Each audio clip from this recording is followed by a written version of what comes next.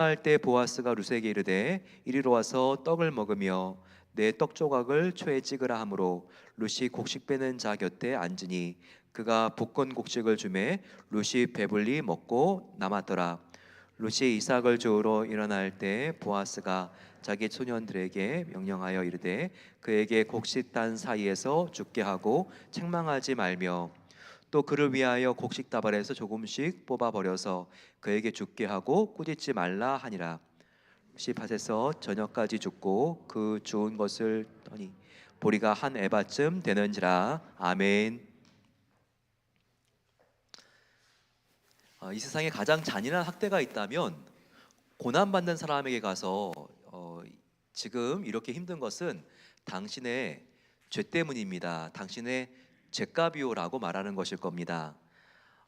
정말 웬만한 사람들은 어려운 일을 당하면 나에게 좀 무슨 잘못된 일이 있지 않을까 스스로 생각을 하고 반성을 합니다. 하지만 그 사람에게 찾아가서 꼭 집어서 이렇게 된 것은 당신의 정말 뭔가 삶에 문제가 있기 때문일 겁니다라고 말하는 것은 굉장히 잔인할 수 있는 거죠. 성경에 이렇게 했던 사람들이 나옵니다. 이런 실수와 오류를 범했던 사람들 중에 대표적인 사람은 바로 욥의 세 친구가 아닐까 싶습니다. 욥이 너무나 힘들고 어려워하는데 아주 조목조목 왜 이런 일이 생겼을 수가 있는지 합리적으로 설명을 합니다. 정말 그것은 욥이 너무나 지금 가족을 잃고 건강도 잃고 괴로워하는데 그 상처에 소금을 쳐버리는 거죠. 정말 이렇게 어려운 사람들 앞에서는 같이 울어주고 손 붙잡아주고 위로해주는 게 가장 큰 치유와 도움이 될 수 있습니다. 하지만 우리는 특별히 남의 고난을 함부로 정죄하면 안 되지만 스스로가 고난을 당할 때는 한번 우리가 스스로가 왜 이런 일이 생겼는지 한번 되짚어 볼 필요는 분명히 있습니다. 모든 고난이 죄 때문에 오는 것은 아니죠. 하지만 어떤 고난은 성경에서 분명히 우리의 죄 때문에 허물 때문에 오는 고난도 있다고 명시하고 있습니다. 우리 인간은 특별히 창세기 에덴 동산 때부터 내가 잘못해서 일어난 일을 남 탓하는 경우가 참 많이 있습니다. 특별히 아담과 하와의 대화를 우리가 보게 되면 우리가 정말 얼마나 연약한 인간인지 잘못된 일에 대하여 우리가 변명하는지 정말 이런 부분들에 익숙한지 우리가 알 수 있습니다. 한 재미있는 이야기를 들은 적이 있습니다. 큰 유람선이 침몰을 해서 구명보트가 왔습니다. 사람들이 이렇게 옮겨 타는데 각 나라를 대표하는 10명의 사람들이 그 구명보트에 탔다고 합니다. 10명의 사람이 탔는데 이 구명보트의 정원이 알고 보니까 7명인 거예요. 3명이 내려야 합니다. 서로 눈치만 보고 있다가 영국 사람이 이렇게 말하면서 나는 대영 제국의 명예를 생각하면서 기사도 정신을 발휘해서 나는 뛰어내립니다라고 하면서 제일 먼저 뛰어내렸다고 합니다. 두 번째는 누군지 아세요? 미국 사람입니다. 나는 세계 제일의 강국의 품위를 유지하기 위해서 희생을 할 겁니다라고 하면서 물에 풍덩 빠졌다고 합니다. 세 번째는 한국 사람이 일어났습니다. 사람들이 다 우와 그러면서 정말 이렇게 용감한 한국인이 우리를 위해서 희생하려고 하는 것보다 생각을 했다고 합니다. 벌떡 일어난 한국인은 대한독립 만세를 3번을 외치면서 옆에 있는 일본 사람의 발을 걸어서 옆에 있는 일본 사람이 풍덩하면서 빠졌다고 합니다. 정말 우리 한국 사람들 봤을 때 용감하긴 하지만 어려운 일 당했을 때 우리가 정말 자기를 돌아보기보다는 정치인 탓, 정당 탓, 다른 나라 탓 하는 그런 부족한 우리 국민성도 있는 것을 돌아보게 됩니다. 정말 우리는 잘된 일은 내 탓, 잘못된 일은 조상 탓하는 경우들이 참 많다고 합니다. 하지만 여러분, 고난이 오게 되면요, 우리는 나에게 뭔가 책임이 있지는 않는가, 잘못이 있지 않는가? 우리는 고난이 이렇게 스스로를 돌아보는 반성의 계기가 된다는 점에서는 굉장히 유용한 점이 있다는 것을 알아야 합니다. 고난, 환난이라고 하는 말은요, 원래 이게 탈곡기라고 하는 말에서 유래가 되었다고 합니다. 탈곡기를 아시죠? 이삭을 넣게 되면 이 이삭이 들어가서 탈곡기를 통해서 알곡은 모이게 되고 껍질은 벗겨지게 됩니다. 다 떨어져 나가게 되는 거죠. 고난은 이와 같은 탈곡기의 효과가 있습니다. 어, 고난은요, 우리의 믿음을 알곡과 같이 만들어주죠. 성숙한 알곡이 될 수 있도록 해주는 반면에 미움과 집착과 같은 이런 찌꺼기, 껍질들은 다 벗겨주는 그와 같은 역할을 바로 고난이 할 수가 있다는 겁니다. 정말 그렇지 않나요? 고난은 미움과 집착이라고 하는 껍질을 벗겨줍니다. 어려운 일을 당하게 되면 우리가 보다 마음이 가난해지고 낮아지고 겸손하게 됩니다. 그러면서 우리가 다른 사람을 보는 눈이 좀 더 우리가 부드러워집니다. 날카로운 객관적인 시선에서 그 사람의 아픔을 공감하는 부드러운 마음을 갖게 되죠. 나도 이렇게 참 어려운 일을 당하고 보니까 완전한 사람이 아니었구나, 의로운 사람이 아니었구나라고 하는 마음을 갖게 되면서 다른 사람에 대해서 그 사람 입장이 보다 되어주려고 하고 연민의 마음을 품게 되는 경우가 많이 있습니다. 그래서 미움이라고 하는 정죄라고 하는 이런 찔꺼기 껍질이 고난을 통해서 벗겨지게 되는 거죠. 또한 이 고난은요, 집착이라고 하는 껍질을 벗겨줍니다. 갑작스럽게 예기치 않은 사고와 질병을 당할 수 있습니다. 그러면 야, 오늘 밤이라도 내 코에 호흡을 걷어가시면 나는 이 땅에 영원히 살 수 없는 존재구나, 이것을 느끼게 되죠. 그래서 고난을 통해서 우리는 그동안 그렇게 없으면 죽을 것 같이 붙잡으려고 했던 돈에 대한 집착, 자녀에 대한 집착, 이상의 존경과 인정에 대한 집착을 우리가 내려놓게 됩니다. 정말 이런 고통을 당하니까 내가 그렇게 붙잡았던 것들이 물거품처럼 한 번에 다 사라질 수도 있구나, 이와 같은 마음을 갖게 되면서 집착과 염려와 걱정을 하나님께 이제는 다 맡기며 살아야 되겠다, 이런 마음속의 결심이 고난을 통해서 온다는 겁니다. 그러니 이 고난, 환난이요, 얼마나 탈곡기 같이 우리를 깨끗게 하고 우리에게 정말 중요한 본질의 삶, 심플 라이프를 걸어갈 수 있도록 도와줍니까? 정말 참 유용합니다. 그래서 시편 119편 71절에 보게 되면요, 기자가 고난 당하는 것이 내게 큰 유익이라, 이로 인해 내가 주의 율법을 배우게 되었나이다라고 고백하고 있습니다. 고난이 정말 큰 유익이라는 거죠. 왜 그렇습니까? 고난을 통하여 우리가 살펴본 것처럼 우리의 마음이 넓어집니다. 그래서 훨씬 더 우리의 인생을 깊이 보고 또 멀리 보게 되는 거죠. 그리고 내가 몰랐던 다른 사람들의 아픔을 이해할 수 있는 따뜻한 심장을 갖게 됩니다. 우리가 이와 같은 고난을 생각했을 때, 고난은 정말 화가 아니라 복이구나, 그리고 고난이 왔을 때 나는 인생에 병이 들렸다고 생각하는데 이게 인생을 치료하는 약이구나, 우리가 이것을 배울 수 있습니다.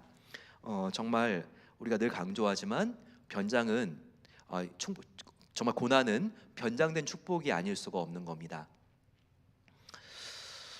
사랑하는 성도 여러분, 우리는 지난 룻기의 말씀을 통해서 특별히 하나님은 고난을 통해서 우리의 인생을 강타하고 치실 수도 있지만 같은 손으로 또 우리를 회복시킬 수 있는 전능자 엘샤다이 하나님이라는 것을 함께 배웠습니다. 하나님께서는 우리의 인생을 심판하셨으면, 고난을 주셨으면 그 손으로 다시 우리의 인생을 빚어주시고 세워주시고 일으켜주시는 하나님이시라는 겁니다. 그래서 하나님의 사랑은요, 가엾고 불쌍한 자녀를 그냥 치유만 하는 것이 아니라 이전보다 더 나은 상태, 좋은 상태로 회복시켜 가시는 것이 하나님의 사랑이라는 것을 우리가 기억해야 됩니다. 하나님의 사랑, 은혜를 우리가 원어로 보게 되면 헤세드라고 합니다. 요즘 우리가 할로윈이 되면 교회에서 할렐루야 파티를 하는데 요즘 이 이름도 헤세드 파티라고 바꿨죠. 특별히 하나님의 이 은혜를 히브리어 언어로 우리가 헤세드라고 하는데, 이것은 단순한 친절과 호의를 능가하는 하나님의 사랑을 말합니다. 즉 우리는 정말 받을 자격이 없는데 쏘아 부어주시는, 어떻게 보면 낭비와 같은 사랑, 나 같은 자를 하나님께서 다시 한번 기회를 주시는 것은 정말 하나님의 나라의 자산 낭비인데, 그럼에도 쏟아 부어주시는 철철 넘치는 하나님의 사랑을 바로 헤세드라고 말합니다. 하나님의 사랑은요, 공의와 정의를 능가합니다. 정말 우리가 하나님의 성품은 반드시 정의의 성품이 있지만 우리가 행한 대로 다 갚으시는 것이 아니라, 우리가 하나님께서 행한 대로 다 갚으시면 어떻게 이 자리에 서 있겠습니까? 하지만 하나님은 우리의 허물을 눈 감아 주시고 거짓을 하나님의 정의로 바꿔주신 다음에는 정말 정과 비교할 수 없는 놀라운 회복을 주신 하나님인 것을 우리는 확인할 수 있습니다. 이와 같은 하나님의 말씀이 욥기를 통하여, 오늘 읽은 이 룻기를 통하여 나오는 겁니다. 특별히 하나님의 이런 헤세드의 사랑은 약속을 지키시는 하나님의 성품을 통하여 우리에게 느껴질 수 있습니다. 우리는 약속을 잊어버릴 때가 자주 있습니다. 약속을 해놓고도 나에게 뭔가 아주 심각한 손해가 올 것 같으면요, 약속을 우리가 살짝 바꿔버리거나 아니면 깨트리는 경우도 있죠. 혹은 은근슬쩍 약속한 것을 넘어가는 경우들도 있습니다. 하지만 하나님은 다르죠. 하나님은 정말 약속, 이 언약에 너무나 완전하고 신실하신 분입니다. 그렇기 때문에 구원받을 자격이 없는 저와 여러분들을 구약에서부터 약속하셨습니다. 구약은 올드 테스트먼트, 바로 옛 약속이죠. 죄인들인 저와 여러분들을 반드시 구원하실 것이라고 하는 바로 그 약속이 구약입니다. 하나님께서는 내가 죄와 사망으로 죽은 정말 극악무도한 너희들을 위해서 나의 분신 같은 하나밖에 없는 독생자 예수를 보낼 것이다. 바로 그것이 구약의 약속이었습니다. 하지만 하나님은 이 약속이 하나님에게 하나밖에 없는 아들을 내어주는 손해를 치러야 된다는 것 때문에 무효로 만들지 않았습니다. 오히려 목숨 걸고 그 약속을 지키셨죠. 하나님께서 그렇게 구약의 약속, 저와 여러분들을 위해서 예수님을 십자가에 못 박는다는 약속을 지키셨기 때문에 하나님은 다른 모든 약속을 우리의 삶 속에서 유효하게 하시는 분입니다. 로마서 12장 2절 말씀을 보십시오. 하나님께서는 저와 여러분들에게 선하고 완전한 뜻을 갖고 있습니다. 그 하나님의 뜻을 그리스도의 날까지 합력하여 선을 이루면서 계속해서 저와 여러분들에게 베풀어 주신다고 하나님께서 약속해 주셨습니다. 참 인생에 힘들고 어려운 일이 생겼을 때 나를 향한 하나님의 약속은 이렇게 정말 물 건너 가나 보다, 하나님께서는 이 약속을 이제 지키지 않으시려나 보다, 정말 우리가 낙심될 때가 있습니다. 하지만 그게 아니죠. 하나님은 우리를 구원시켜 주신다는 약속뿐만 아니라 우리에게 생명의 풍성한 놀라운 삶을 약속해 주셨습니다. 주님을 따라가는 자들에게 하나님께서 이와 같은 풍성한 삶을 약속해 주셨어요. 더욱더 우리가 이 약속을 반드시 지키시는 하나님을 믿고 이 약속에 소망을 걸고 더욱더 힘차게 새해를 달려가게 되시기를 소망합니다. 우리가 특별히 하나님 약속을 믿지 못하면요, 계속 보이는 것들 때문에 나의 기분과 감정에 따라서 우리가 불안했다가 두려웠다가 또 뭐가 좀 이루어지는 것 같으면 다시 감사했다가 기뻐질 수 있습니다. 계속해서 감정과 기분의 널뛰기가 일어나는 거죠. 하지만 어떻게 해야지 우리가 고요하고 안정된 마음을 가지고 하나님께 나아갈 수 있는가? 바로 나를 향한 하나님의 약속을 계속해서 우리가 리마인드하고 상기하는 겁니다. 그럴 때 하나님께서는 우리의 마음을 지켜주시고 소망된 주님을 바라보며 그 약속을 따라가는 자에게 하나님께서는 그 삶을 가장 흔들림이 없는 평안한 자리로 인도해 주십니다. 오늘 말씀을 한번 보시기 바랍니다. 오늘 말씀을 보게 되면 특별히 룻이 아침에 일어나 일찍 그 시므를 모시기 위해서 우연스럽게 찾아간 곳이 바로 마침 미래 남편이 될 바로 이 보아스의 밭이었다는 것이 나와 있습니다.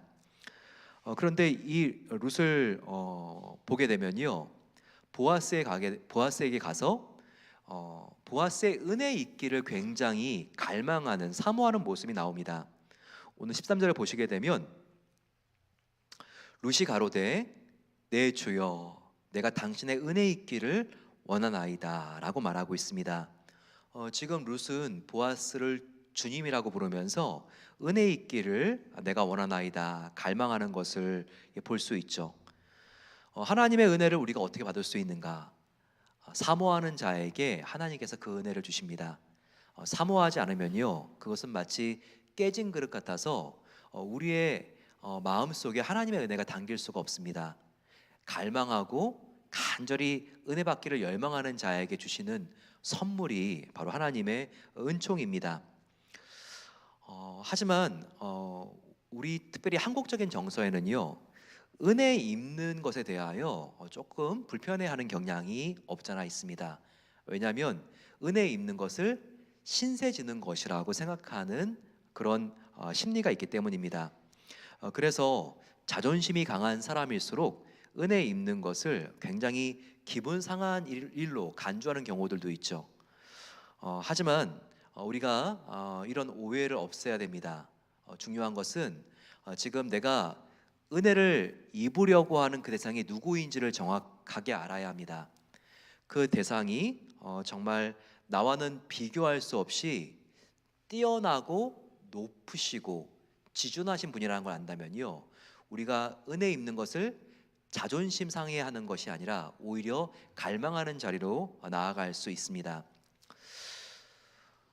예를 들어서 우리는 뭔가 이렇게 사회적인 지위가 높은 사람에게 받는 하사품이 있으면 그것을 굉장히 자랑스러워하고 감격스러워합니다. 그런 선물을 마다하는 사람이 있겠습니까?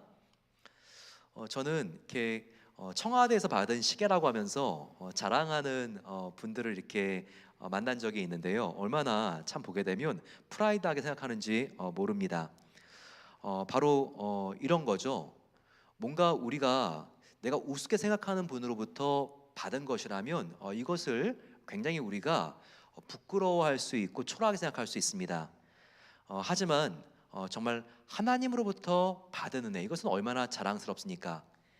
일국의 대통령과 비교할 수가 없는 하나님, 만왕의 왕이신, 왕 중의 왕이신 그 하나님께로부터 받는 은혜, 이것이 왜 부끄럽겠습니까?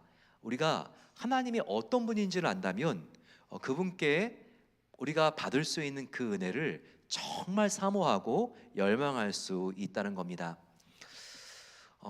우리가 정말 하나님께 이 은혜를 사모하며 나가야 되는데 이 은혜가 어떤 은혜인지 좀 더 명확하게 안다면 우리는 그 은혜를 더욱더 사모하게 될 것입니다. 이 은혜는요, 특별히 하나님의 보호의 축복이라는 것을 알아야 합니다.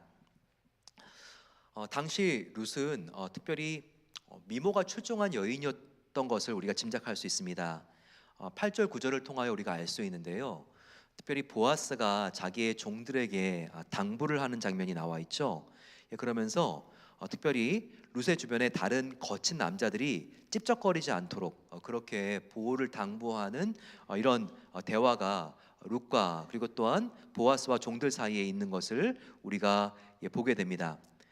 그런데 얼마나 친절하고 섬세한 남자인지 모릅니다. 이 보아스를 보게 되면요, 다른 곳에서 일하지 말고 나의 밭에서 룻이 일하면 좋겠다, 이렇게 말을 하죠.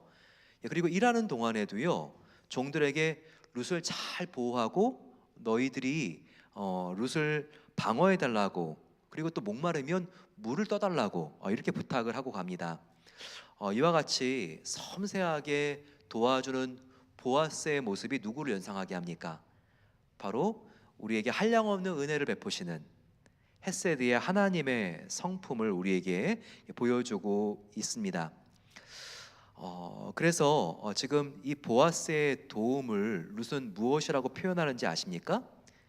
12절을 보게 되면 특별한 표현이 나오는데, 하나님의 날개 아래 보호를 받으러 온 룻이라고 이렇게 말하고 있습니다. 룻은 분명히 알았던 것입니다. 어디가 가장 안전한 곳인지, 그리고 어디가 안전하지 않고 불안하고 위험한 곳인지를 룻은 알았던 것이죠. 룻은 세상은 안전하지 않다는 것을 알았습니다. 아무리 성공과 출세가 보장되어 있어도 세상은 안전하지 않다는 것을 알았던 거죠. 그래서 성공이, 결혼이 보장되어 있던 모압에 남아 있는 것이 아니라 하나님 안에 거하기 위해서 시모였던 나오미를 따라서 베들레헴으로 간 게 아니겠습니까? 사랑하는 성도 여러분, 우리가 하나님 안에, 십자가의 은혜 안에 있을 때만 우리는 안전할 수 있다는 것을 알아야 합니다. 이 세상에 참된 쉼과 안식을 줄 수 있는 곳, 바로 그곳은 세상이 아니라 바로 그리스도 예수님의 임재 아닙니다. 이것을 빨리 터득할 수 있도록 인생이 쉬워집니다.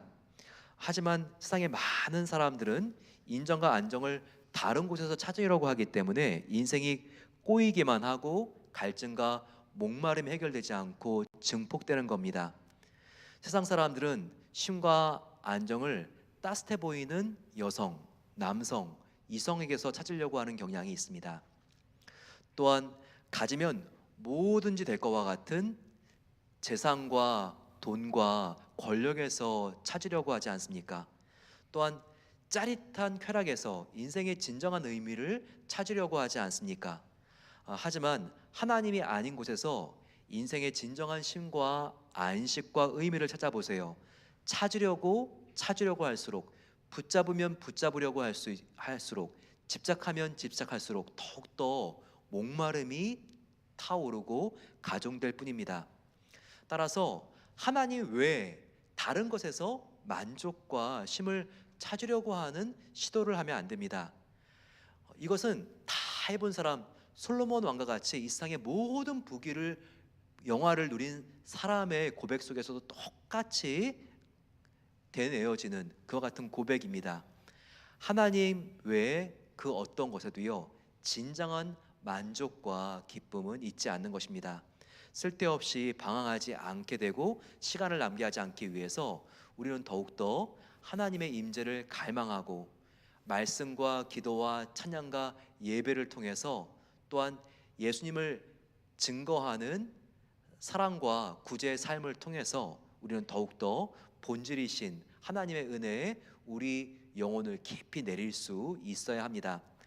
새해 우리가 하나님 안에서 진정한 안정감을 누리시고 더욱더 그 안에 누린 힘과 용기를 가지고 세상을 향하여 용감한 전사와 같이 힘껏 달려나가시는 우리 모든 성도님들이 되시기를 축원합니다.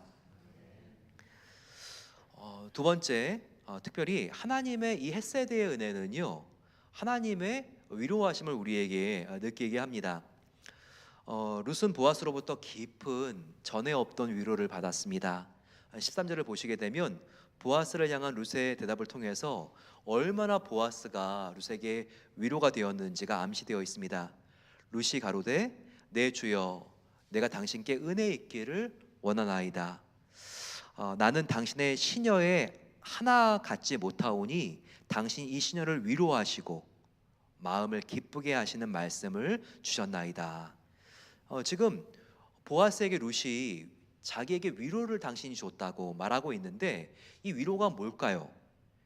이 위로가 무엇일까요? 정말 나에게 너무나 마음이 다시 활력과 생동감과 기쁨으로 넘치게 하는 말을 줬다는 거예요. 위로는 무엇입니까? 가치 있는 것을 가치 있게 여겨주는 것이 바로 위로가 아니겠습니까? 정말 룻이 왜 보아스에게 당신은 정말 위로의 입술을 가지셨군요 라고 이렇게 고마워하며 감사하고 있습니까? 바로 그것은 이 세상의 그 누구도 나의 가치를 몰라주는데 자기의 헌신과 수고를 알아주는 의외의 사람을 만났기 때문에 그녀가 이렇게 지금 보아스에게 고백한 것입니다. 정말 이 룻은 얼마나 귀하고 고결하고 고마운 분입니까? 그렇지 않습니까? 정말 시모에게는 이제 아들도 없고 미래도 없는데 이 시모를 위해서, 나오미를 위해서 모든 것들을 다 버리고 지금 자기의 고국도 떠나서 이 낯선 곳에 지금 이민 와준 사람이 아닙니까? 예, 그런데 정말 이렇게 자기의 가치를, 자기의 헌신을 인정해주는 사람을 만났기 때문에 나는 이런 것에 대하여 갈망도 없었고 표현하려고 하지도 않았지만 이것을 다 알고 보아왔고 이것을 표현하는 바로 이 보아스가 당신이 너무나 감사하다고 이렇게 지금 룻이 말하고 있는 것입니다. 우리는 이와 같은 보아스의 위로를 본받을 수 있어야 합니다. 우리 주위에 사실 얼마나 고맙고 가치 있는 사람들이 많이 있습니까? 하지만 그 사람들을 우리가 인정해드리고 그리고 그 안에 있는 보물을 우리가 찾아드리려고 하는 것, 이것은 정말 귀한 사역이 아닐 수가 없습니다. 한 유력한 대기업의 사장님이 있었습니다. 그런데 그분은 자기가 부장 시절 때부터 20년 동안 계속 함께 있었던 운전기사가 있었다고 합니다. 너무나 남들과 비교할 수 없이 성실하고 착실하고 부지런하고 정직한 그런 운전을 도와주는 직원이었습니다. 그래서 부장에서 이사로, 이사에서 상무로, 부사장으로 계속 진급해가는 그런 부서들마다 이 직원을, 운전해 주는 직원을 계속해서 함께 이렇게 이동하면서 함께 데리고 갔습니다. 어느 날 동료 기업 사장과 함께 해외 출장을 가고 돌아오는 날이었는데요. 비행기가 새벽 4시에 도착을 하게 되었습니다. 그날도 이렇게 이른 시간에 30분 전부터 나와서 기다리고 있는 기사를 보면서 친구 동료 사장에게 이렇게 말을 했습니다. 여보게, 나는 이 성실하고 부지런하고 성실한 정기사 덕분에 얼마나 덕을 많이 보는지 모른다네. 정말 이 사람은 내가 꼭 필요한 때에, 꼭 필요한 시간에, 꼭 필요한 장소에 딱 와 있는 너무나 멋진 사람이라네. 이렇게 말을 했습니다. 그랬더니 그 말을 듣는 정기사의 눈에서 눈물이 왈칵 쏟아지기 시작한 겁니다. 사장이 너무나 당황스러워서 왜 그러느냐고, 내가 좀 잘못한 게 있냐고 그렇게 기사에게 물었습니다. 그랬더니 울먹이면서 정기사가 이렇게 말을 했다고 합니다. 사장님, 지금 그 말씀이 제 말씀에 너무 큰 위로가 됩니다. 저는 그동안 20년 동안 사장님과 함께 일하면서 사장님이 너무나 과묵하셔서 저는 정말 그런지도 모르고 사장님이 저의 이런 수고를 하나도 모르는 줄 알았습니다. 하지만 이런 고마운 마음을 표현해 주시는 바로 이와 같은 사실 때문에 20년 동안의 모든 수고가 한꺼번에 다 풀어지는 느낌입니다. 너무나 감사합니다. 이렇게 말했다고 합니다. 위로는 바로 이것입니다. 수고를 수고로, 그리고 헌신을 헌신으로 인정해 주는 겁니다. 이게 뭐가 어렵겠어요. 하지만 이것을 마음으로만 간직하는 게 아니라 표현해 주는 게 중요하다는 것입니다.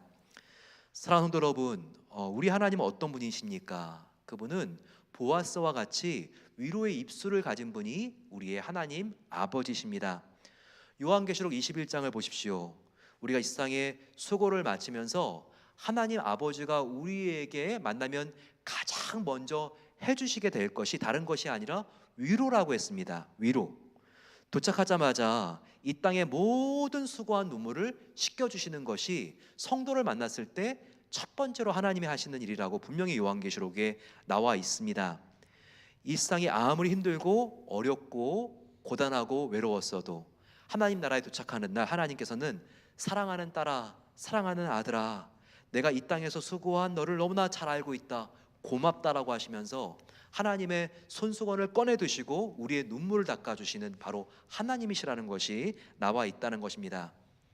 나아가 저와 여러분들도 위로의 하나님을 본받는 삶을 살아야 합니다.